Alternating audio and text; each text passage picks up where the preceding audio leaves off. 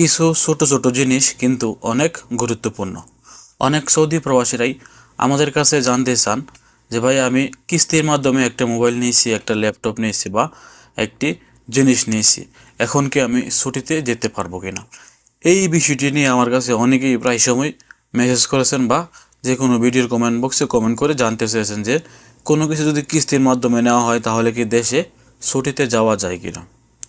তো এটা কিন্তু শুনতে অনেক ছোট একটি বিষয় শোনা যায়, কিন্তু এই জিনিসটির গুরুত্ব কিন্তু অনেক বেশি।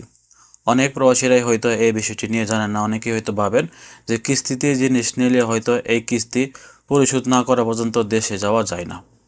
আজকে আপনাদেরকে জানিয়ে দেব কিস্তির মাধ্যমে জিনিস নিলে আপনারা দেশে যেতে পারবেন কিনা। এখন কিন্তু সৌদিতে সব কিছু কিস্তির মাধ্যমে নেওয়া যায়। আপনি গাড়িও নিতে পারবেন, আপনি মোবাইলও নিতে পারবেন, আপনি কম্পিউটারও নিতে পারবেন, এমনকি আপনি 100 রিয়ালের একটি জিনিসও কিন্তু আপনি কিস্তির মাধ্যমে নিতে পারবেন। যারা নুন থেকে জিনিস কিনেন অনেকে হয়তো জানেন যে তাবি অ্যাপ্লিকেশনের মাধ্যমে কিন্তু এখন নুন থেকে সব কিছুই কিস্তির মাধ্যমে কেনা যায়। তারা এখানে 4টি কিস্তির ব্যবস্থা করে আপনি যে কোনো জিনিসই কিনেন না কেন এই জিনিসের দামটিকে তারা 4 ভাগে বিভক্ত করে 4টা কিস্তি হিসাবে আপনাকে কিন্তু তারা এই জিনিসগুলো দিয়ে থাকে।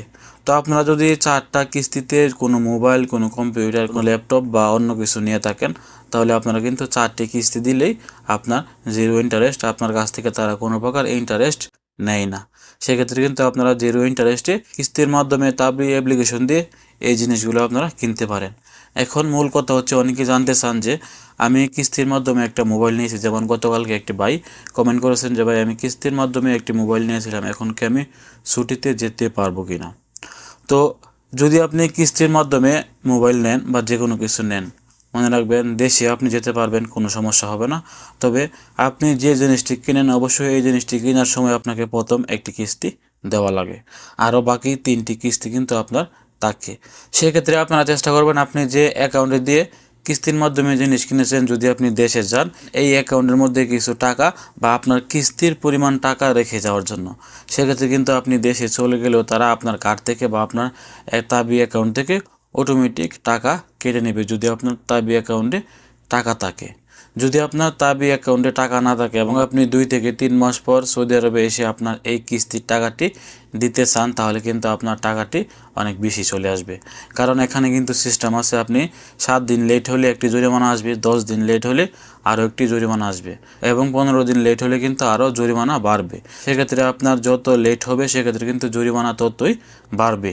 আপনারা যদি 3 মাসের জন্য ছুটিতে চলে যান এবং আপনারা যদি এই মোবাইলের বা ল্যাপটপের কিস্তি না দেন, আপনি সৌদি আরবে এসেও কিস্তি দিতে পারবেন, তবে এই মূল টাকার সাথে আপনার বড় ধরনের একটি জরিমানা চলে আসবে, যেটি আপনি 3 মাস বা 2 মাস কিস্তি না দেওয়ার কারণে হয়েছে।